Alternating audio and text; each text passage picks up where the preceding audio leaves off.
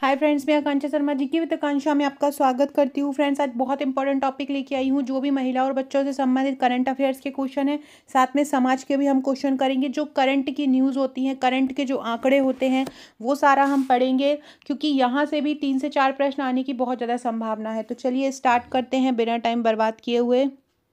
पहला क्वेश्चन है, launch pad एक योजना आई है। लॉन्च पैड, इसके अंतर्गत मध्य प्रदेश के 52 जिलों को कितने क्लस्टर में बांटा गया है। देखो, सबसे पहले याद रखना है कि लॉन्च पैड योजना आई कब है। ये लॉन्च पैड उन्हें किसके द्वारा आई है, तो ये आईसीडीएस के अंतर्गत आई है। तो आपके सिलेबस का जो फर्स्ट भाग है उसमें आईसीडीएस और एनआरएचएम की योजनाएं दी हुई हैं, उसके तहत ये लॉन्च पैड आ जाएगा। ये कब आई है, लॉन्च पैड योजना कब लाया गया है, तो इसको 4 जनवरी 2021 को लाया है। लॉन्च पैड योजना कब आई है, लॉन्च पैड योजना को 4 जनवरी 2021 को लाया गया है। किसके द्वारा लाया गया है, आईसीडीएस के अंतर्गत आई है। मतलब विभाग कौन सा है, महिला बाल विकास विभाग द्वारा ये योजना लाई गई है। किसके द्वारा लाई गई है, महिला बाल विकास विभाग द्वारा ये योजना लाई गई है। लॉन्च पैड स्कीम आई है। अब इसमें क्या बोला है, यहाँ पे क्या पूछ रहे हैं कि इसके अंतर्गत प्रदेश के 52 जिलों को बांटा। मतलब 55, ये तब आई थी तब 52 ही जिले थे, अब 55 हो गए हैं। तो शुरू में ये 52 जिलों के लिए ही आई थी। तो ये 52 जिलों को कितनी क्लस्टरों में बांटा है, तो 52 जिलों को 5 क्लस्टरों में बांटा है। कितने में, 5 क्लस्टरों में बांटा है। और 5 क्लस्टर के अंतर्गत 5 संभाग आएंगे। जो 5 क्लस्टर हैं उनके अंतर्गत क्या आते हैं, 5 संभाग आते हैं। उन संभागों में कौन कौन सा संभाग आता है, तो उन संभागों में आता है, सबसे पहले आता है इंदौर। सबसे पहले कौन सा आता है, इंदौर संभाग आता है। दूसरा आता है सागर संभाग आता है। तीसरा आता है ग्वालियर संभाग। चौथा आता है जबलपुर संभाग। और पांचवा आता है भोपाल संभाग। ठीक है, 5 संभाग, जो बड़े बड़े मध्य प्रदेश के जो 5 बड़े बड़े संभाग हैं वो उसमें आ जाते हैं। सबसे बड़ा जबलपुर है, अगर जनसंख्या में देखें तो इंदौर है, क्षेत्रफल में जबलपुर है, ग्वालियर है, सागर है और इंदौर है। इंदौर, भोपाल, ग्वालियर, सागर और जबलपुर।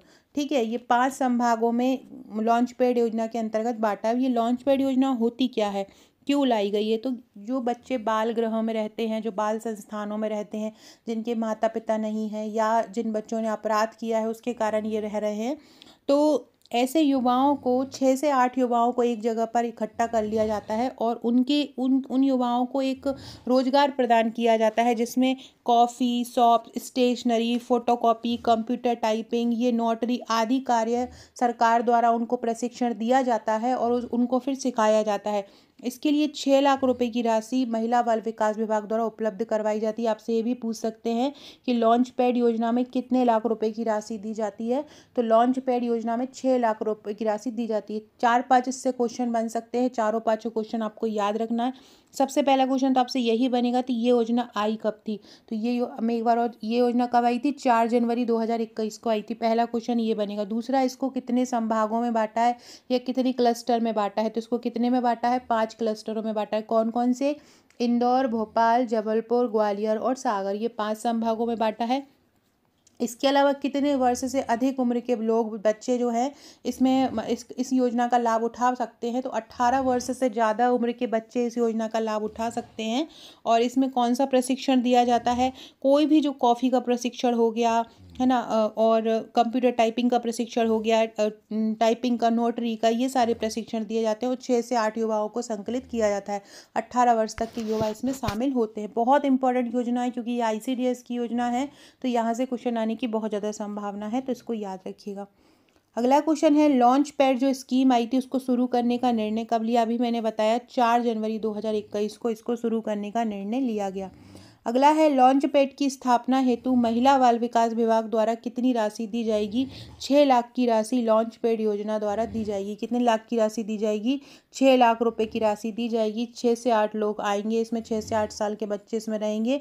18 वर्ष से ज़्यादा के जो बाल गृह में रह रहे हैं, अब बाल गृह से उन्हें मुक्त करना है, तो उन्हें खुद का रोजगार का साधन देना होगा ना, तो इसके लिए उनको प्रशिक्षण दिया जाता है। 6 से 8 युवकों को मिला के सरकार द्वारा 6 लाख रुपए की सहायता भी उपलब्ध करवाई जाती है। अगला क्वेश्चन है, विश्व बैंक के महिला और कानून, एक विश्व बैंक एक सूचकांक जारी करता है, विश्व बैंक एक सूचकांक जारी करता है, उसमें क्या बोला है, महिला व्यापार और कानूनी सूचकांक में भारत का स्थान क्या है। ये कौन जारी करता है, ये याद होना चाहिए। ये आपसे पूछेंगे कि महिला व्यापार और कानून सूचकांक कौन जारी करता है, तो ये विश्व बैंक जारी करता है। कौन करता है, विश्व बैंक जारी करता है। और विश्व बैंक के अनुसार इसमें भारत का स्थान कौन सा आया है, जो महिलाओं के कानून पे क्या हो रहा है, महिलाओं के लिए जो नीतियां बनी है, क्या उन पे सही काम हो रहा है नहीं, इसकी दृष्टि से ये पूरा सूचकांक निकाला जाता है। इसमें 190 देशों में भारत का 113वां स्थान है। 190 देशों में भारत का कौन सा स्थान है, 190 देशों में भारत को 113वां स्थान मिला है, याद रखना, महिला व्यापार और कानूनी सूचकांक में। दूसरा है यूएनडीपी की इस नवीनतम रिपोर्ट के अनुसार वैश्विक मानव सूचकांक में भारत का क्या स्थान है। सबसे पहले यही पूछा जाएगा कि मानव विकास सूचकांक को कौन जारी करता है, तो यूएनडीपी जारी करता है। यूनाइटेड नेशंस डेवलपमेंट प्रोग्राम होता है, 1968 में इसकी स्थापना हुई थी। और इसमें भारत का स्थान कौन सा है, 133 है, 134 है, 145 है या 140 है।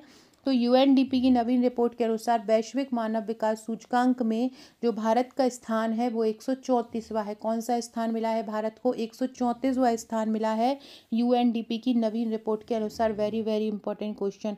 यूएनडीपी हुआ, यूनेस्को हुआ, यूनिसेफ हुआ, इनके जो आंकड़े हैं बच्चों और महिलाओं से संबंधित आपको बिल्कुल याद होना चाहिए, यहाँ से प्रश्न बनते ही हैं। चूँकि ये कंप्यूटराइज्ड पेपर है, शिफ्ट में होना है, तो ऐसे क्वेश्चन आना ही है। हाल ही में समाचारों में रही fair share for health and care report किस संगठन द्वारा जारी की जाती है। देखो, फेयर शेयर फॉर हेल्थ और एंड केयर, ठीक है, मतलब स्वास्थ्य और देखभाल जो रिपोर्ट जारी की जाती है वो किसके द्वारा की जाती है, डब्ल्यूएचओ के द्वारा की जाती है। डब्ल्यूएचओ की एक वीडियो लेके आऊँगी डब्ल्यूएचओ का, तो उसमें बहुत सारे क्वेश्चन आपके कवर हो जाएंगे। डब्ल्यूएचओ की स्थापना हुई थी 7 अप्रैल 1948 को। टेड्रोस इसके महानिदेशक हैं और मुख्यालय इसका जेनेवा में है, ठीक है। और विश्व स्वास्थ्य संगठन दुनिया भर की स्वास्थ्य चीज़ें समस्याओं को हल करता है, उनके बारे में जानकारी देता है ना। और यही fair share for health and care report भी जारी करता है। अगला क्वेश्चन है, एक लेसेंट अध्ययन के अनुसार, एक अध्ययन है लेसेंट जो संस्था करती है, उनके अध्ययन के अनुसार 2050 में, कब, 2050 में भारत की अनुमानित प्रजनन दर कितनी होगी। वर्तमान में भारत की प्रजनन कितनी है, 2 हो चुकी है वर्तमान में भारत की, और मध्य प्रदेश की भी लगभग 2 ही हो चुकी है। अब यहाँ पे ये पूछ रहे हैं कि भारत की 2050 में अनुमानित प्रजनन दर कितनी हो जाएगी, तो 2050 में भारत की अनुमानित प्रजनन दर 1.29 हो जाएगी 2050 तक, मतलब लगभग 25 साल हैं अभी। कितने हो जाएगी, 25 साल में 1.9 हो जाएगी प्रजनन दर। अभी कितनी है प्रजनन दर, 2 है अभी वर्तमान में। अगला है ग्लोबल जेंडर गैप इंडेक्स में 2024 में भारत का स्थान कौन सा आया है। ग्लोबल जेंडर गैप इंडेक्स में भारत का स्थान 129वां आया है। ग्लोबल जेंडर गैप इंडेक्स में भारत का स्थान कौन सा है, 129वां स्थान है भारत का। फ्रेंड, एग्ज़ाम बहुत पास में है, एग्ज़ाम के लिए एक चीज़ बताना चाहूँगी, किसी भी एक सब्जेक्ट को विशेषता बहुत ज़्यादा फोकस मत करो। अगर एक सब्जेक्ट पे बहुत ज़्यादा ध्यान दोगे तो दूसरे तीसरे चौथे सब्जेक्ट आपके बिगड़ जाएंगे। सारे पोर्शन को बराबर महत्व दो, सारा ही पोर्शन इंपॉर्टेंट है, सारों से ही क्वेश्चन आना है। तो ऐसा नहीं पता चला आप न्यूट्रिशन पढ़ रहे हो, पता चला रोग ही पढ़ रहे हो। सारा कुछ पढ़ना है आपको, हर टॉपिक पर ही आपको इम्पोर्टेंस देनी है, चाहे वो सीडीपी का हो, चाहे वो योजना वाला पार्ट हो, चाहे वो आपका थर्ड वाला सेक्शन हो, चाहे आपका फर्स्ट वाला सेक्शन हो। सारे ही पार्ट को आपको बराबर महत्व देना है और सारे ही आपके लिए इम्पोर्टेंट है। केवल एक ही फर्स्ट पार्ट ही आपको मार्क्स नहीं दिलाएगा या केवल फोर्थ पार्ट ही आपको मार्क्स नहीं दिलाएगा, सारे ही पार्ट आपको मार्क्स दिलाएंगे। तो ये आपको याद रखना है। ग्लोबल जेंडर गैप इंडेक्स में भारत का स्थान कौन सा है, 129वां है। और ये बहुत इंपॉर्टेंट है, मतलब ये किसी न किसी शिफ्ट में ये क्वेश्चन आने वाला है। ग्लोबल जेंडर गैप इंडेक्स मतलब महिला और पुरुष की भी जो गैप होता है उसमें ये स्थान निकाले जाते हैं। तो ये कितना आया है, भारत का स्थान 129वां आया है। हाल ही में किस गैर सरकारी संगठन ने भारत में वृद्धावस्था देखभाल चुनौतियों के लिए तैयारी और प्रतिक्रिया की खोज शीर्षक से रिपोर्ट जारी की है। कौन सा ऐसा गैर सरकारी संगठन है उसने भारत में वृद्धावस्था और देखभाल चुनौतियों के लिए एक रिपोर्ट जारी की। उस रिपोर्ट का नाम क्या है, तैयारी और प्रतिक्रिया की खोज। तैयारी और प्रतिक्रिया की खोज, ये शीर्षक से रिपोर्ट किसने जारी की है? ये हेल्प एज इंडिया ने की है। किसने की है? हेल्प एज इंडिया ने ये रिपोर्ट जारी की है। भारत में देखभाल चुनौतियों के लिए तैयारी और प्रतिक्रिया की खोज शीर्षक से किसने जारी की? हेल्प एज इंडिया ने इस रिपोर्ट को जारी किया है। वेरी इंपॉर्टेंट, किसने? हेल्प एज इंडिया ने किया है। अगला है, भारत में वैश्विक स्तर पर सबसे बड़ी किशोर आबादी है। पूरे भारत में अगर सबसे ज़्यादा किशोर आबादी है, मतलब पूरे विश्व में अगर सबसे ज़्यादा किशोर आबादी है तो वो हमारे भारत में ही है। और भारत में कितनी किशोर आबादी है? 253 मिलियन। भारत में कितने किशोर हैं? भारत में 253 मिलियन किशोर हैं। भारत में कितने किशोर हैं? 200 मिलियन किशोर हैं। ऐसे बहुत सारे करंट के फैक्ट बना लिए हैं मैंने। और जिन्होंने हमारा बैच लिया होगा हम जीतेंगे बैच, या जिन्होंने हमारा प्रैक्टिस बैच लिया होगा वहाँ पे इसकी ई बुक पहुँचा दी जाएगी जनगणना के क्वेश्चन के साथ, तो इनको भी आप लोग बार बार रिवाइज कर लेना। भारत में वैश्विक स्तर पर सबसे बड़ी किशोर आबादी कहाँ पे है? विश्व में सबसे ज़्यादा किशोर आबादी कहाँ है? भारत में है। और कितनी है? 253 मिलियन है। अगला है, किस संस्थान ने भविष्य की महामारी की तैयारी और आपातकालीन प्रतिक्रिया कार्यवाही के लिए एक रूपरेखा शीर्षक से एक रिपोर्ट जारी की? मतलब भविष्य की महामारी की तैयारी, एक रिपोर्ट जारी हुई। इस रिपोर्ट का नाम है भविष्य की महामारी की तैयारी। महामारी, जब कोई एक क्षेत्र से निकलकर कोई बीमारी पूरे देश में फैल जाती है उसको हम महामारी बोलते हैं, तो है ना। जब कोई भविष्य की महामारी की तैयारी और आपातकालीन एक प्रतिक्रिया एक विषय है। इस शीर्षक पर रिपोर्ट किसने जारी की है? इस शीर्षक पर जो रिपोर्ट जारी करी है वो नीति आयोग ने की है। नीति आयोग की स्थापना कब हुई थी? 1 जनवरी 2015 को नीति आयोग की स्थापना हुई थी। और नीति आयोग ने ये रिपोर्ट जारी की है, भविष्य की महामारी की तैयारी और आपातकालीन प्रतिक्रिया। किसने जारी की है? नीति आयोग ने जारी की है। आपके लिए एक क्वेश्चन दे रही हूँ, नीति आयोग के वर्तमान उपाध्यक्ष कौन है? बताइएगा। नीति आयोग के वर्तमान उपाध्यक्ष कौन है? मुझे कमेंट करके बताइएगा कि नीति आयोग के वर्तमान उपाध्यक्ष कौन है। सारे लोग, ये आपका ऑप्शन में जो आपका पंचवर्षीय योजना है ना, वो नीति आयोग में उस विकास के टॉपिक में आपका ये क्वेश्चन आ जाएगा, नीति आयोग वाला। तो कमेंट करके बताइएगा मुझे कि नीति आयोग के जो वर्तमान अध्यक्ष तो प्रधानमंत्री होते हैं, वर्तमान उपाध्यक्ष कौन है ये बताइएगा।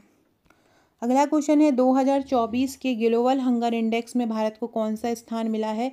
देखो 2024 में मिला है 105। और अगर आपसे 2023 पूछें, क्योंकि वो लोग कुछ भी कर सकते हैं, तो अगर 2023 का पूछें तो 111वां स्थान मिला था। 2023 में 111वां स्थान मिला था। और 2024 में कौन सा मिला था? 105वां मिला था। याद रखिएगा, 2024 में कौन सा मिला? 105 मिला। और 2023 में कौन सा मिला है? 111वां स्थान मिला था। 2023 में 111वां और 2024 में 105वां स्थान मिला है। अगला है, किन संगठनों ने संयुक्त रूप से बच्चों और युवाओं का मानसिक स्वास्थ्य सेवा मार्गदर्शन रिपोर्ट जारी की? किसने जारी की है बच्चों के लिए मानसिक स्वास्थ्य सेवा मार्गदर्शन रिपोर्ट? IMF और UNDP ने की है, WMO और ILO ने की है, WHO और यूनिसेफ ने की। तो ये की है WHO और यूनिसेफ ने। WHO और यूनिसेफ ने ये रिपोर्ट जारी की है। ये रिपोर्ट जारी जो होती है ये मानसिक स्वास्थ्य की रिपोर्ट है। मानसिक स्वास्थ्य जो है 10 अक्टूबर को मनाया जाता है, मानसिक स्वास्थ्य दिवस। मानसिक स्वास्थ्य दिवस कब मनाया जाता है? 10 अक्टूबर को मनाया जाता है। और ये 1992 से मनाता आ रहा है। भारत में मानसिक नीति कब आई थी? 1982 में आई थी। मानसिक अधिनियम भी 1982 में आया। इसके अलावा पागल खाना अधिनियम भारत में 2012 में आया था। 2012 में क्या आया था? पागल खाना अधिनियम 2012 में आया था। और नीति जो आई थी 1982 में आई थी, मानसिक अधिनियम नीति। तो मानसिक जो दिवस मनाया जाता है 10 अक्टूबर को, कब मनाया जाता है? 10 अक्टूबर को मनाया जाता है। तो इस दिवस पर ही ये रिपोर्ट जारी की थी। इसके अनुसार ये बताया है, भारत में रिपोर्ट में ये बताया है कि 10 से 19 वर्ष की आयु के लगभग 7 में से 1 बच्चा मानसिक स्वास्थ्य स्थिति से प्रभावित है। 10 से 19 साल के में 7 में से 1 बच्चा जो है वो मानसिक स्वास्थ्य से प्रभावित है। उसको चिंता, अवसाद और व्यवहार संबंधी विकार समस्याएं उपलब्ध हैं। मानसिक स्वास्थ्य की 1/3 स्थितियां जो हैं वो 14 वर्ष की आयु से पहले हैं और आधी 18 वर्ष की आयु से पहले उभरती हैं। एक तिहाई जो स्थिति है वो कहाँ पे हो जाती है, 14 से पहले उभरती है, मतलब मानसिक स्वास्थ्य 14 से पहले वो उभरता है, और आधा जो है वो 18 वर्ष की आयु से पहले उभरता है। जो जो समय रहते हम इसको उजागर कर सकते हैं। अगला क्वेश्चन है, किन दो संगठनों ने वैश्विक बहुआयामी गरीबी सूचकांक रिपोर्ट प्रदर्शित की? गरीबी आयामी सूचकांक रिपोर्ट किसने प्रदर्शित की है? कौन इसको प्रदर्शित करता है? तो संयुक्त राष्ट्र विकास कार्यक्रम यूएनडीपी और ऑक्सफोर्ड गरीबी और मानव विकास पहल इसको जारी करता है। ठीक है, अब इसके अलावा ये पूछें, बहुआयामी गरीबी सूचकांक में भारत का कौन सा स्थान है? तो भारत का जो रैंक मिली है वो भारत की 109 देशों में भारत को 66वीं रैंक मिली है। ठीक है, 66वीं रैंक मिली है। और भारत कई मामलों में गरीबी में बहुत ज़्यादा पिछड़ा है। देखा जाए तो भारत की 37% जो आबादी है वो गरीबी रेखा के नीचे है, और एक दूसरे अनुमान के जो बताया गया उसमें करीब इसकी जो आबादी है वो 77% भी हो सकती है, मतलब 77% आबादी भारत की हो चुकी है, तो ये याद रखिएगा। इसके अलावा अभी हाल ही में एक रिपोर्ट आई है, उसमें बताया है कि भारत में 234 भारत में कितने 234 मिलियन लोग जो हैं वो गरीब हैं। कितने 234 मिलियन लोग गरीबी रेखा के नीचे ही रहते हैं। भारत में गरीबी दर पहले 2005-06 में लगभग 55% थी, लेकिन वर्तमान में 16% हो गई है। सबसे ज़्यादा जो भारत के अलावा और गरीब देश हैं, जो पाकिस्तान, इथोपिया, नाइजीरिया, ये कांगो, अफ्रीका जो रहता है वो सारे गरीब लोगों में से होता है। अगर देखा जाए तो भारत, पाकिस्तान, इथोपिया, नाइजीरिया और कांगो में पूरी दुनिया के आधे प्रतिशत जो गरीब लोग हैं वो यहीं रहते हैं। और भारत जो अगर देखा जाए तो लगभग 5वें स्थान पर गरीबी में आता है। इसको कौन जारी करता है? संयुक्त राष्ट्र विकास कार्यक्रम और ऑक्सफोर्ड गरीबी और मानव विकास पहल इस रिपोर्ट को जारी करता है। पहला इसका आंसर हो जाएगा। अगला है, किस संगठन ने मलेरिया रिपोर्ट जारी की थी? मलेरिया के लिए एक मेरा अभियान भी आया है। मलेरिया के लिए एक मेरा अभियान भी चलाया जा रहा है। मलेरिया रिपोर्ट किसने जारी की है? मलेरिया रिपोर्ट जारी की है विश्व स्वास्थ्य संगठन ने जारी की है। इन्होंने बताया है कि 2017 में 6.4 मिलियन लोग जो थे भारत में मलेरिया से ग्रसित थे, लेकिन वर्तमान की अगर बात करें तो वर्तमान में 2 मिलियन तक हो गए हैं। पहले कितने थे 2015-16 में? और लगभग 6.4 मिलियन थे, लेकिन वर्तमान में 2 मिलियन हो गए हैं। 68% तक मलेरिया की रेट में कमी आई है। कितनी? 68% तक मलेरिया की रेट में कमी आई है। और वैश्विक स्तर पर इसकी मृत्यु में भी कमी आई है। सबसे ज़्यादा जो इसकी मृत्यु हुई है वो अफ्रीका के देशों में हुई है। और भारत में अगर बात की जाए 2000 से अब तक, भारत में अगर बात की जाए तो 2000 से अब तक भारत में लगभग 82% मलेरिया की केस में कमी आई है। मलेरिया किसके द्वारा होता है? तो मलेरिया प्रोटोजुआ या परजीवी के कारण होने वाला एक अभियान है। मलेरिया किसके द्वारा होने वाला अभियान है? मलेरिया जो होता है प्रोटोजुआ के कारण होने वाला अभियान है। मलेरिया के लिए बहुत सारे अभियान चलाए जा रहे हैं। आयुष मलेरिया अभियान, वैश्विक कोष अभियान, ये मलेरिया के लिए चलाए जा रहे हैं। मलेरिया का नियंत्रण कार्यक्रम 1953 में आरंभ हुआ था, और 1958 में मलेरिया उन्मूलन कार्यक्रम आरंभ हो गया था। मलेरिया के 4 प्रकार होते हैं। मलेरिया 4 प्रकार के मच्छरों से फैलता है, जैसे कि वाइवैक्स होता है, फैल्सीफेरम होता है ना, ओवेल होता है। मलेरिया दिवस 25 अप्रैल को मनाया जाता है। जो प्लाज्मोडियम जो वाइवैक्स होता है वो सामान्यतः नॉर्मल सभी को हो जाता है, लेकिन जो फैल्सीफेरम होता है वो एक मतलब बेकार जो है, जो बहुत ज़्यादा कठिन होता है, और जो मतलब प्रॉब्लम कर देता है, जिससे उसकी मृत्यु भी व्यक्ति की हो जाती है। तो ये याद रखिएगा। और जो फैल्सीफेरम है वो 48 घंटे से ज़्यादा का समय ले लेता है। 48 घंटे से ज़्यादा का समय ले लेता है जो अभियान ये फैल्सीफेरम वाला है। अगला क्वेश्चन है, एक और चीज़ याद रखिएगा मलेरिया के बारे में कि 2019 में ICMR ने जो ICMR है, भारतीय चिकित्सा अनुसंधान परिषद, उसने मेरा इंडिया अभियान आरंभ किया था। मेरा इंडिया, आपसे पूछेंगे ये मेरा इंडिया अभियान किसके लिए है? तो ये जो मेरा इंडिया अभियान है वो किसके लिए है? मलेरिया के लिए है। और इसका फुल फॉर्म क्या होता है मेरा का? Malaria elimination research alliance. Malaria malaria elimination research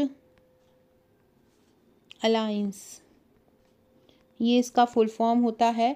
और मेरा अभियान जो मेरा इंडिया अभियान है उसका उद्देश्य है 2030 तक भारत में मलेरिया रोग का उन्मूलन करना और मलेरिया रोग के नियंत्रण करने में सफलता प्राप्त करना, जिसमें सफलता प्राप्त भारत कर भी रहा है। इस अलायंस का जो बना है, इसमें मलेरिया के जो प्रोटोजोन है, जो परजीवी हैं, उन पर अनुसंधान करना है। मलेरिया के जोखिम वाले क्षेत्रों में ज़्यादा साफ सफाई रखने की बात की गई ताकि इनके प्रभाव को न्यूनतम किया जा सके। तो याद रखिएगा, ये पूछा जाता है कि ये जो मलेरिया, ये मेरा इंडिया जो अभियान है वो किसके लिए आया है, या ICMR ने मलेरिया नियंत्रण के लिए कौन सा अभियान लॉन्च किया है। तो मेरा इंडिया अभियान लॉन्च किया है ICMR ने। इसके अलावा मलेरिया दिवस कब मनाते हैं? 25 अप्रैल को मलेरिया दिवस मनाते हैं, ये भी आपको याद रखना है। अगला क्वेश्चन है पोषण ट्रैकर ऐप। पोषण ट्रैकर ऐप जारी कब हुई थी?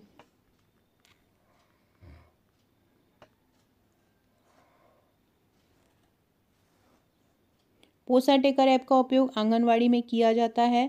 आंगनवाड़ी में इसका उपयोग कौन सा बच्चा किस तरह से प्रगति कर रहा है उसकी जानकारी इसमें दी जाती है। भारत सरकार ने इसको लॉन्च किया था और पोषण ट्रैक में ये बताया जाता है कि कौन सा बच्चा किस तरह से प्रगति कर रहा है, किस बच्चे ने क्या क्या किस बच्चे का कितना वजन बढ़ा है, किस बच्चे में कितनी कमी आई है, ये सारी जानकारी पोषण ट्रैक के माध्यम से दी जाती है। 2017-18 में इसको लॉन्च किया गया था। इसके अनुसार बोल रहे हैं कि अप्रैल 2023 में बच्चों में दुबलापन का क्या प्रतिशत था। तो बच्चों में जो दुबलापन का प्रतिशत था वो 8% था। बच्चों में जो दुबलापन है, मतलब आयु के अनुसार, उम्र के अनुसार बच्चों में जो दुबलापन का प्रतिशत है वो कितना था? 8% था पोषण ट्रैकर ऐप के अनुसार। पोषण ट्रैक के ऐप के अनुसार अप्रैल 2023 में मध्य प्रदेश में बच्चों में दुबलापन का कितना प्रतिशत था? 8% था बच्चों में दुबलापन का प्रतिशत, याद रखना है। अगला है मध्य प्रदेश में 2005-06 में जहां 60% बच्चे उम्र के अनुसार कम वजन वाले थे, वहीं 2020-21 में यह आंकड़ा घटकर कितना हो गया? तो 2005-06 में जहां 60% बच्चे कम उम्र वाले थे, बच्चे उम्र के अनुसार कम वजन वाले थे, 2020-21 में यह आंकड़ा घटकर कितना हो गया? 33% हो गया। कितना हो गया? 33% हो गया था ये आंकड़ा। मतलब 2005-06 में मतलब 60% बच्चे जो होते थे कम वजन वाले थे, मतलब उम्र के अनुसार इनका वजन कम होता था। लेकिन 2020-21 में ये आंकड़ा घटकर कितना हो गया? 33% हो गया, मतलब लगभग आधा ही हो गया। 2005-06 में इतना ज़्यादा कुपोषण था, पहले नंबर पर आता था मध्य प्रदेश। 60% बच्चे जो थे वो उम्र के अनुसार कम वजन वाले थे, लेकिन वर्तमान में 2020-21 में कितने हो गए हैं? 33% हो गया है आंकड़ा। तो आपसे पूछेंगे कि मध्य प्रदेश में कम वजन वाले बच्चों का प्रतिशत कितना है? तो कितना है? 33% है कम वजन वाले बच्चों का प्रतिशत। और एक और चीज़ याद रखना है कि कुपोषण के मामले में अगर पोषण ट्रैकर के अनुसार देखें तो कम वजन वाली स्थिति में मध्य प्रदेश प्रथम स्थान पर है। मध्य प्रदेश प्रथम स्थान पर है कम वजन वालों में। कम वजन वाले की स्थिति देखें तो मध्य प्रदेश पहले नंबर में है। मध्य प्रदेश में 6 साल तक के लगभग 30% बच्चे जो हैं कुपोषण के और कम वजन के शिकार होते हैं, और 40% बच्चे बौनेपन या मध्यम बौनेपन के शिकार हैं। सबसे ज़्यादा जो कुपोषण की स्थिति खराब है मध्य प्रदेश में वो बड़वानी और श्योपुर की है। कहाँ की है? बड़वानी और श्योपुर की स्थिति मध्य प्रदेश में बहुत ज़्यादा खराब है। यहाँ को तो इथोपिया कहा जाता है, श्योपुर को तो पहले से कहा जाता है। कुपोषण सबसे कम जो कुपोषण है वो सागर में है। सबसे कम कुपोषण कहाँ पर है? सागर जिले में है। सबसे कम कुपोषण है सागर जिले में, याद रखना, बहुत इंपॉर्टेंट क्वेश्चन है। आपसे पूछेंगे कि सबसे कम कुपोषण वाला जिला कौन सा है, तो सबसे कम कुपोषण वाला जिला सागर है, और सबसे ज़्यादा कहाँ पे है? बड़वानी और श्योपुर में है। टीकम और दतिया जिले में कुपोषण का ही दूसरा रूप माने जाने वाले ठिगनेपन का प्रतिशत ज़्यादा है। मतलब कहाँ पर ठिगनापन कहाँ पर ज़्यादा है? ये तो कुपोषण की बात हो गई, मतलब वजन की बात हो गई। अब आपसे पूछें कि मध्य प्रदेश में ठिगने लोग कहाँ पर ज़्यादा रहते हैं, तो मध्य प्रदेश में जो ठिगनेपन का जो प्रतिशत है वो टीकमगढ़ और दतिया में है। कहाँ पर है? टीकमगढ़ और दतिया में ठिगनेपन का प्रतिशत सबसे ज़्यादा है। ठिगनेपन कहाँ पर है? टीकमगढ़ और दतिया में सबसे ज़्यादा ठिगने हैं। और कुपोषित कहाँ पे हैं? बड़वानी और श्योपुर में है। कुपोषण को कम करने के लिए महिला बाल विकास ने कुपोषण जहाँ पर ज़्यादा कुपोषण है उन क्षेत्रों को चिन्हित किया और उन पर प्रयास कर रही है। भारत की बात की जाए तो 5 साल से कम उम्र के लगभग 35.5% बच्चों का सही विकास नहीं हो पा रहा है। 2023 के ग्लोबल हंगर इंडेक्स में कौन सा स्थान था? 111वां है। और 2024 के में कौन सा आया है? 105वां स्थान आया है। अगला क्वेश्चन है 2020-21 में मध्य प्रदेश कुपोषण में कितने प्रतिशत कमी आई है? फ्रेंड्स, अगर आपकी अभी भी तैयारी हो चुकी है, पूरी तैयारी हो चुकी है, या आपकी अभी तैयारी बिल्कुल नहीं हुई है और आपका कुछ टॉपिक छूट रहे हैं या आपको पता लग रहा है कि हम नहीं कर पा रहे हैं, तो अभी भी आपके पास आज 16 तारीख है और आपके पास 28 तारीख को भी अगर एग्ज़ाम हुआ, वैसे तो 28 का किसी का होगा किसी का नहीं होगा, लेकिन अपन 28 मान के चलते हैं। आपके पास 11 दिन है। 11 दिन में मैंने कुछ ई बुक तैयार की हुई हैं। अगर आपको किसी टॉपिक में समस्या आ रही है और वो आपको याद नहीं हो रहा है, तो आप केवल वो मेरी ई बुक पढ़ लीजिए। हम लगातार हमारा जो बैच है वो कोई एप्लीकेशन पे नहीं है। हमारा जो बैच है वो टेलीग्राम पर और व्हाट्सएप पर हम तैयारी करवाते हैं।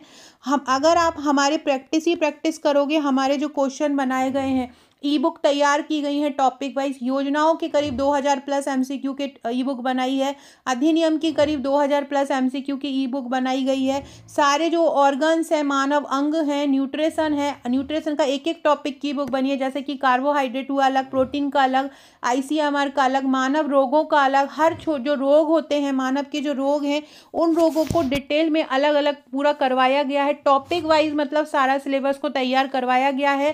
सारा आपको टेलीग्राम पर उपलब्ध हो जाएगा जितना भी मिला है। 3 तरह के बैच हमारे पास उपलब्ध हैं जो आप ले सकते हैं। एक है हम जीतेंगे बैच। हम जीतेंगे बैच को आप ट्रिकी बैच भी कह सकते हो, क्योंकि हम इसमें सारा कुछ ट्रिक द्वारा करवाया है। कठिन से कठिन टॉपिक भी हम इसमें ट्रिक द्वारा करवा रहे हैं। आज इसमें जनजाति योजना ट्रिक द्वारा पढ़ाई जाएंगी। पूरा जनजाति विभाग की योजना का एक वीडियो बनेगा जिसमें पूरी ट्रिक करवा दी जाएंगी।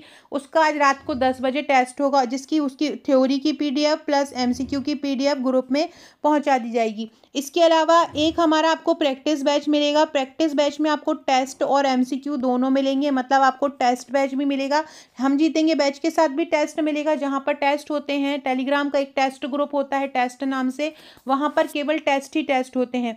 प्रैक्टिस बैच में आपको MCQ मिलेंगे टॉपिक वाइज, जहाँ हर टॉपिक के MCQ आपको मिलते हैं, चाहे अधिनियम हो, चाहे रोग हो, चाहे हर छोटे से छोटा टॉपिक हो, चाहे कोई सी योजना हो, न्यूट्रिशन हो, सारे टॉपिक आपको यहाँ पे मिलते हैं। MCQ के साथ यहाँ पर आपको प्रैक्टिस करने मिलेगी ज़्यादा से ज़्यादा MCQ की। जितने ज़्यादा आप MCQ की प्रैक्टिस कर पाएँ उतना ही ज़्यादा आपके लिए बेस्ट रहेगा।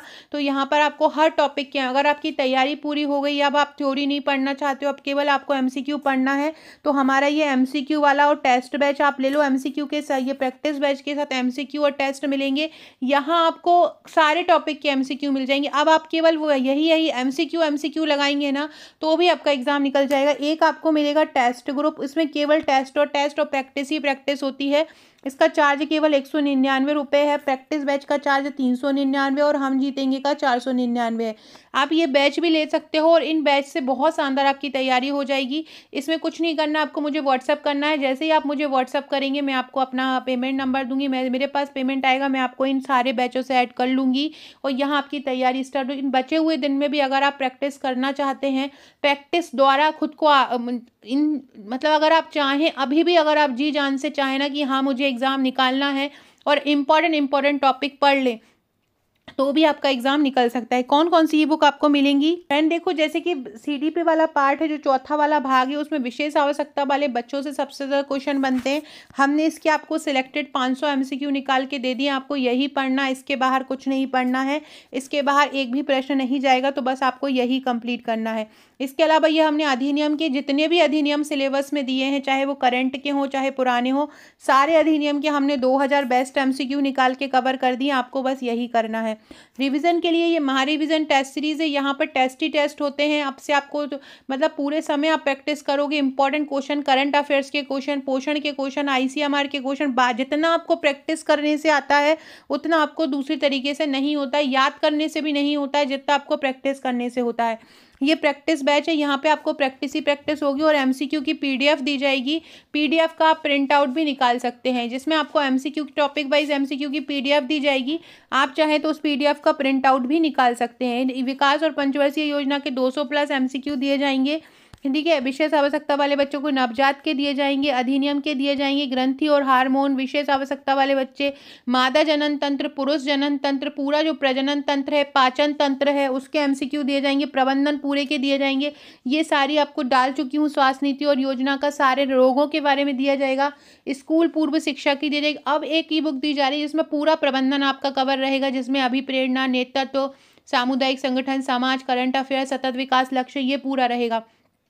एक आईसीएमआर की एमसीक्यू रहेगी जिसमें पूरा न्यूट्रिशन कंप्लीट रहेगा।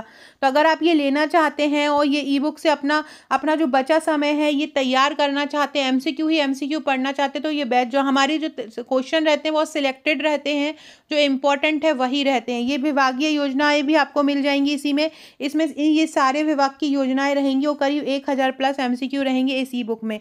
तो जो भी लेना चाहता है, ये हमारा हम जीतेंगे बैच है, इसमें ट्रिक द्वारा टॉपिक तैयार करवाया जा रहा है। ज्वाइन करोगे आप तो सारे टॉपिक की ट्रिक मिल जाएगी। अगर आप एक दिन भी लगातार बैठ के वीडियो देख लोगे ट्रिक वाली तो आपके बहुत सारे टॉपिक एक वीडियो में आपकी महिला बाल विकास की कंप्लीट हो जाएंगी, दूसरे में जनजातीय विभाग की हो जाएंगी, स्वास्थ्य की हो जाएंगी, तीसरे में अगर आपको अधिनियम वाला नेतृत्व नहीं समझ में आ रहा है तो नेतृत्व का एक वीडियो में आपका ये सारा आपको टेलीग्राम पर ही मिल जाएगा।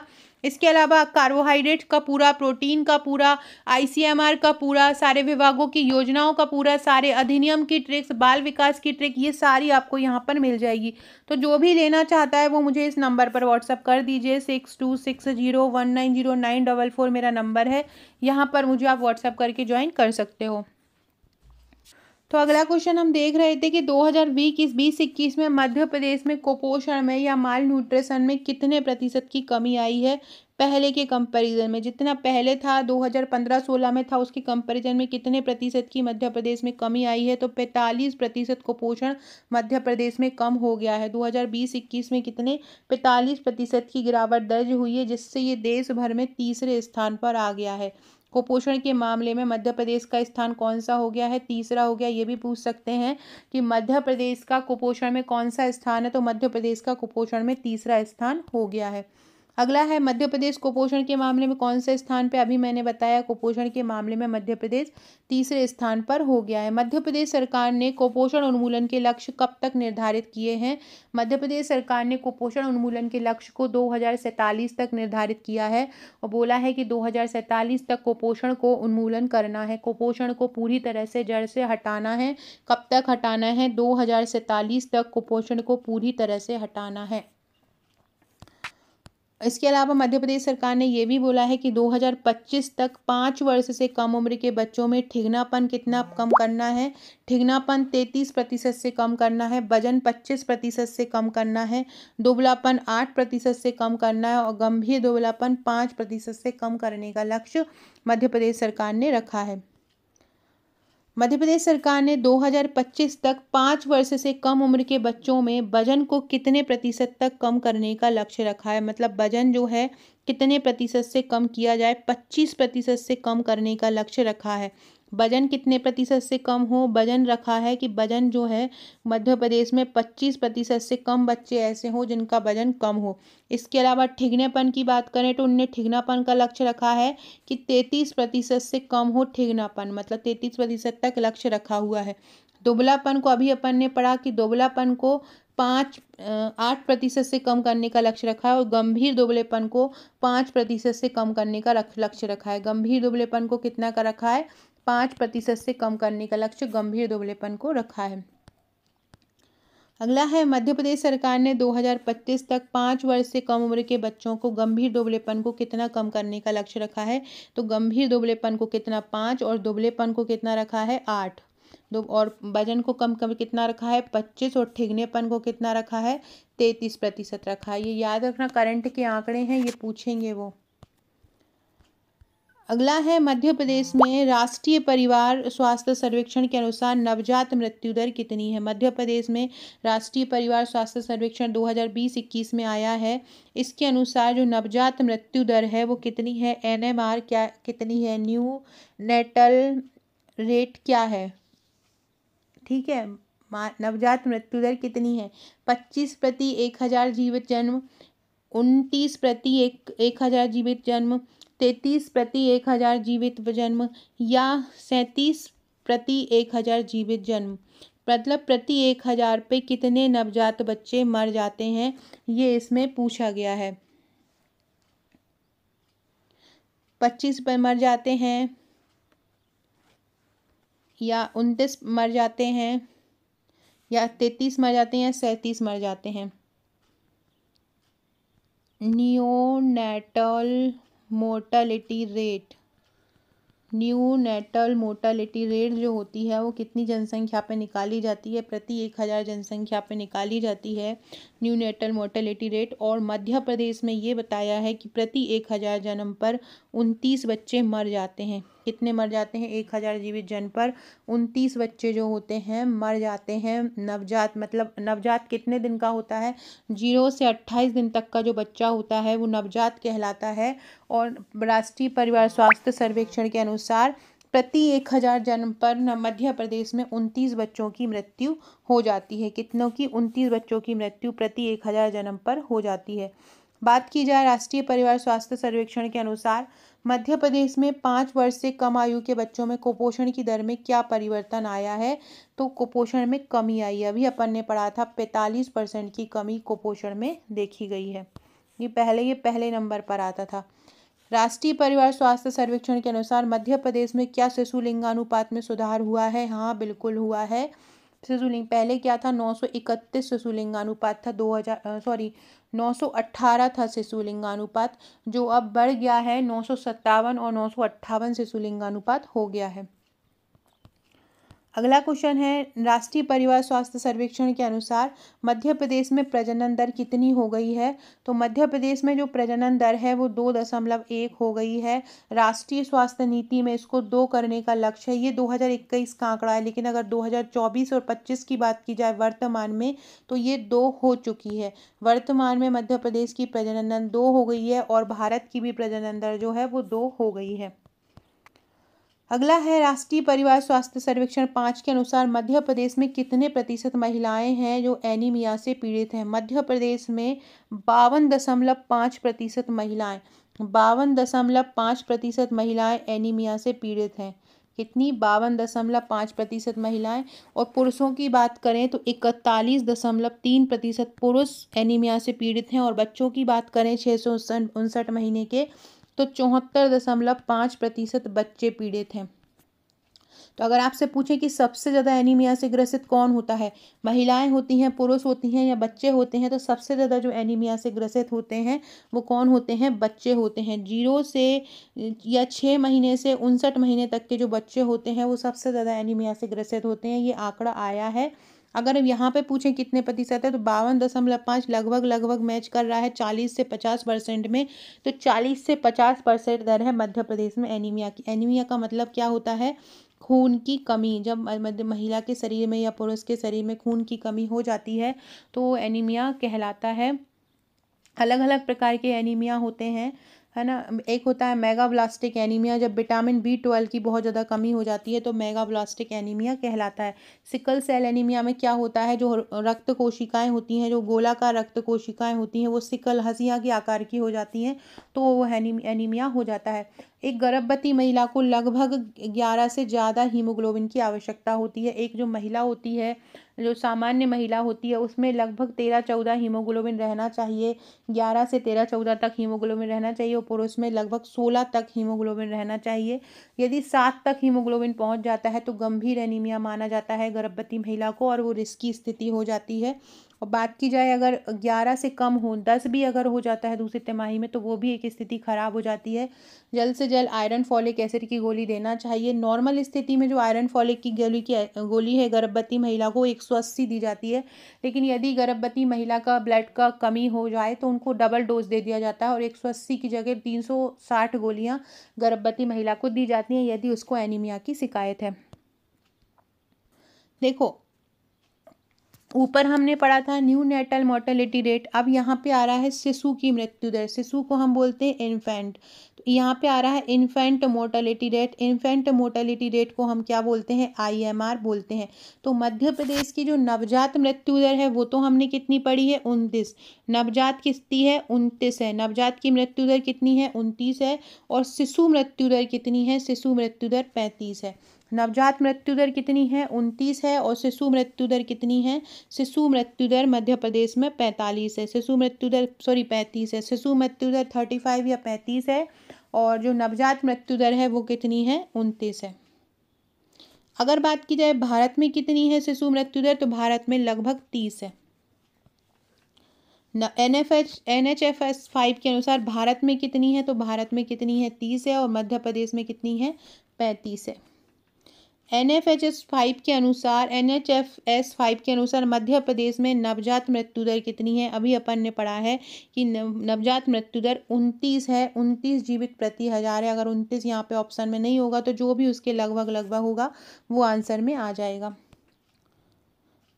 भारत में नवजात शिशु, जैसे कि भारत में जो अभी हमने पढ़ा कि भारत में जो शिशु मृत्यु दर है वो 30 है। भारत में नवजात मृत्यु दर कितनी है?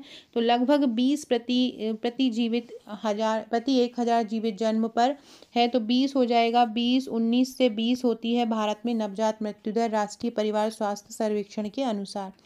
राष्ट्रीय परिवार स्वास्थ्य सर्वेक्षण के अनुसार मध्य प्रदेश में 5 वर्ष से कम आयु के बच्चों में कुपोषण की दर कितनी है? लगभग 30 से 40% कुपोषण की दर है। अगर ये एक आंकड़ा बता देते तो हम बता देते हैं एक आंकड़ा 45% है, लेकिन यहाँ पे इस तरह से पूछेंगे तो 30 से 40% आंकड़ा आएगा। अगला है राष्ट्रीय परिवार स्वास्थ्य सर्वेक्षण के अनुसार मध्य प्रदेश में जन्म के समय लिंगानुपात कितना हो मध्य प्रदेश में जन्म के समय लिंगानुपात कितना हो गया है? तो मध्य प्रदेश में जन्म के समय लिंगानुपात है 956। कितना है? 956 मध्य प्रदेश में जन्म के समय लिंगानुपात है, याद रखना। और भारत में कितना हो गया है? भारत में 1020 हो गया है। अगर मध्य प्रदेश में राज्यों की बात की जाए कि कहाँ पर है, तो खंडवा में है। कहाँ पर है? खंडवा में। खंडवा में सबसे ज़्यादा लिंगानुपात हुआ है। पहले बालाघाट में था, लेकिन वर्तमान में खंडवा में है और भोपाल में है। यहाँ पर लिंगानुपात ज़्यादा है। जबकि 2011 की जनगणना में कहाँ पे था? बालाघाट में था। 2011 की जनगणना के अनुसार बालाघाट डिंडोरी में 1021 था। लेकिन अभी वर्तमान में कहाँ चला गया है? खंडवा और भोपाल में। राष्ट्रीय परिवार स्वास्थ्य सर्वेक्षण के अनुसार खंडवा और भोपाल में हो गया है। अगला क्वेश्चन है मध्य प्रदेश का सर्वाधिक जनसंख्या वाला जिला कौन सा है? तो मध्य प्रदेश का सर्वाधिक जनसंख्या वाला इंदौर जिला है। और सर्वाधिक जनसंख्या वाला संभाग भी यही है। और सबसे ज़्यादा बड़ा संभाग की बात करें तो संभाग भी इंदौर है जनसंख्या वाला। और सबसे ज़्यादा जनसंख्या वाला जिला भी कौन सा है? इंदौर ही है, याद रखना। फ्रेंड, डिस्क्रिप्शन बॉक्स में आपको मेरे व्हाट्सअप, टेलीग्राम, फेसबुक, ट्विटर का लिंक मिल जाएगा, ज्वाइन कर लीजिएगा। 6260190944 मेरा व्हाट्सअप नंबर है, आप मुझे यहाँ भी फॉलो कर सकते हैं। इसके अलावा अगर आपने अभी तक मुझे इंस्टाग्राम पर फॉलो नहीं किया है तो आकांक्षा 1957 मेरी इंस्टाग्राम ID है। आप मुझे यहाँ भी इंस्टाग्राम पर भी फॉलो कर सकते हैं। यहाँ पर भी आपको बहुत अच्छे अच्छे क्वेश्चन मिल जाएंगे। इसके अलावा आप मुझे टेलीग्राम पर भी फॉलो कर सकते हैं। टेलीग्राम की लिंक भी आपको डिस्क्रिप्शन बॉक्स में मिल जाएगी। इसके अलावा कोई भी टॉपिक याद नहीं हो रहा है, ज़्यादा से ज़्यादा प्रैक्टिस करना चाहते हैं तो आप मुझे व्हाट्सअप कर दीजिएगा। जो भी उचित होगा आप लोगों के लिए मैं वहाँ पर आपको बता दूंगी। 2011 की जनगणना के अनुसार मध्य प्रदेश के किस जिले में सर्वाधिक लिंगानुपात है? मध्य प्रदेश के बालाघाट में सर्वाधिक लिंगानुपात है। मैंने अभी बताया 1021 बालाघाट में लिंगानुपात है। इसके अलावा डिंडोरी में भी लिंगानुपात ज़्यादा है। एक तो बालाघाट में लिंगानुपात ज़्यादा है और दूसरा कहाँ पर है? डिंडोरी में लिंगानुपात ज़्यादा है। अगला क्वेश्चन है समाजशास्त्र का जनक किसको कहा जाता है? समाजशास्त्र का जनक अगस्त्य कामटे को कहा जाता है। समाजशास्त्र का जनक किसको कहते हैं? अगस्त्य कामटे समाजशास्त्र के जनक कहे जाते हैं। इन्होंने समाजशास्त्र को सामाजिक भौतिकी भी कहा है। इन्होंने समाजशास्त्र को सामाजिक भौतिकी भी कहा है और यही समाजशास्त्र के जनक कहे जाते हैं, याद रखिएगा। अगला क्वेश्चन है समाजशास्त्र क्या है? समाज का अध्ययन है, बिल्कुल है। मानव व्यवहार का अध्ययन भी है, सामाजिक संबंधों का भी अध्ययन है। तो उपरोक्त सभी इसके आंसर आ जाएंगे, सभी इसके आंसर आ जाएंगे। सामाजिक संरचना क्या होती है? समाज का ताना बाना, सामाजिक संस्थाएं, सामाजिक समूह, तो ये सभी इसमें आ जाते हैं। सामाजिक संस्थाएं भी संरचना में आ जाती हैं, सामाजिक समूह भी आ जाते हैं, सारी चीज़ इसमें आ जाती है।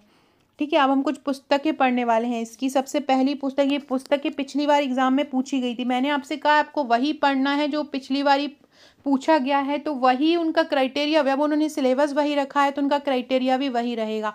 बहुत ज़्यादा एडवांस के चक्कर में बेसिक क्वेश्चन को बिल्कुल नहीं भूलना है और एक विशेष टॉपिक को महत्व नहीं देना है। तो द सोशल कॉन्ट्रैक्ट पुस्तक किस समाजशास्त्री द्वारा लिखी गई है? द सोशल कॉन्ट्रैक्ट पुस्तक, ये सबसे इंपॉर्टेंट क्वेश्चन है, मतलब ये एक ना एक किस पुस्तक में एक ना एक टॉप क्वेश्चन आना ही है किसी ना किसी शिफ्ट में। रूसो ने लिखी है। द सोशल कॉन्ट्रैक्ट पुस्तक किसने लिखी है? द सोशल कॉन्ट्रैक्ट पुस्तक रूसो द्वारा लिखी गई है। किसने लिखी है? द सोशल कॉन्ट्रैक्ट पुस्तक रूसो द्वारा लिखी गई है। अगला है the division of labour in society, ये किसने लिखी है? The division of labour in society, ये लिखी है एमिल दुर्खीम ने। दुर्खीम ने अनुशासनात्मक समाज की भी स्थापना की है। अनुशासनात्मक समाज की स्थापना भी किसने की है? दुर्खीम ने की है, और दुर्खीम ने ही ये बुक लिखी है the division of labour in society. ये पुस्तक भी किसने लिखी है? दुर्खीम ने लिखी है, the division of labour in society, मतलब लेबर समाज में लेबर का डिवीज़न, उसका भाग। The prostate ethic and the spirit of capitalism नामक पुस्तक किस समाजशास्त्री द्वारा लिखी गई है?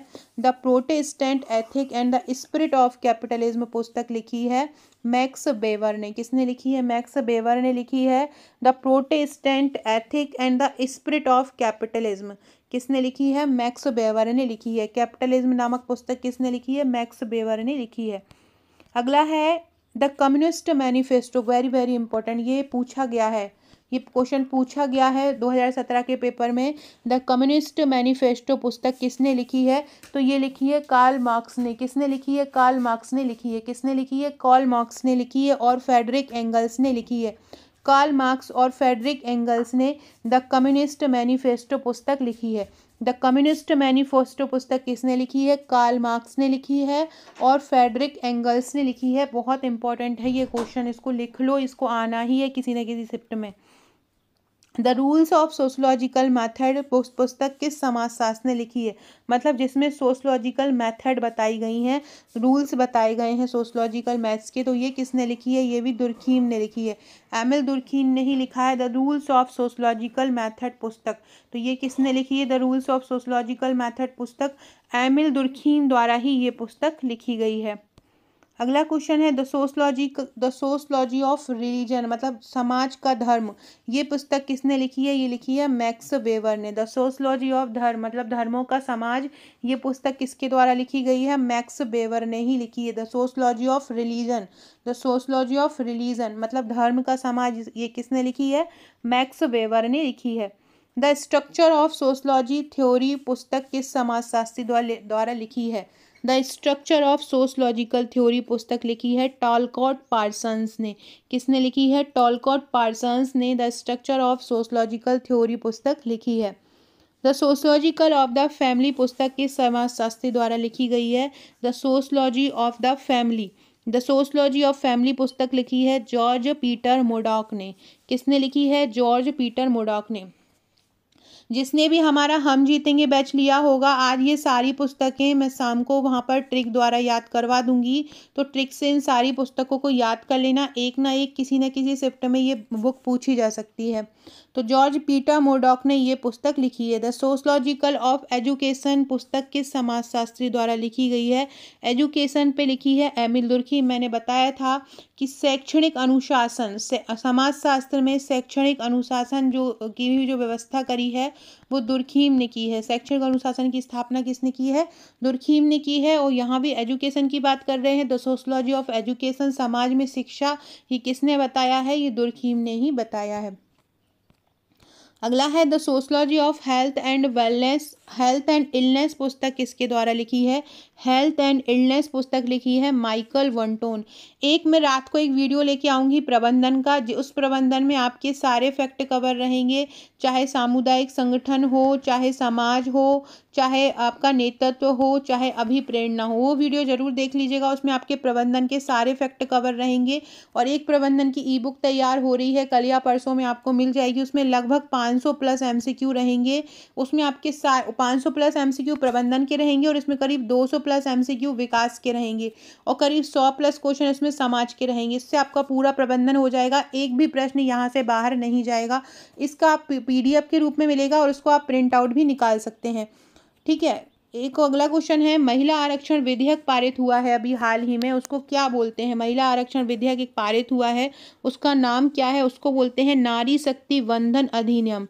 कौन सा विधेयक उसको बोलते हैं? उसको बोलते हैं नारी शक्ति वंदन अधिनियम, उसको बोलते हैं नारी शक्ति वंदन अधिनियम। ये कहलाता है किसने, ये अधिनियम कौन लेके आया है? PM मोदी इसको लेके आए हैं, PM मोदी इसको लेके आए हैं। इसके अंतर्गत महिलाओं को आरक्षण दिया जाएगा लोकसभा और राज्यसभा में, और ये जब पूरी घटनाएं पूरी हो जाएंगी तो 2029 तक ये लागू हो पाएगा। इसके अंतर्गत कितने प्रतिशत आरक्षण दिया जाएगा महिलाओं को? इसके अंतर्गत 33% आरक्षण दिया जाएगा। तो ये सारे फैक्ट याद रखिएगा। सो फ्रेंड्स, ये था हमारा आज का वीडियो, बहुत ही इंपॉर्टेंट टॉपिक था। आशा है आपको पसंद आया होगा। वीडियो अच्छा लगे तो लाइक शेयर सब्सक्राइब जरूर कीजिएगा। ये एक महिला का एक अलग क्वेश्चन लेके आऊँगी वीडियो सशक्तिकरण वाला, तो जितने भी विधेयक कभी आए होंगे नए वाले वो भी कवर करवा दूंगी। Okay friends, thank you.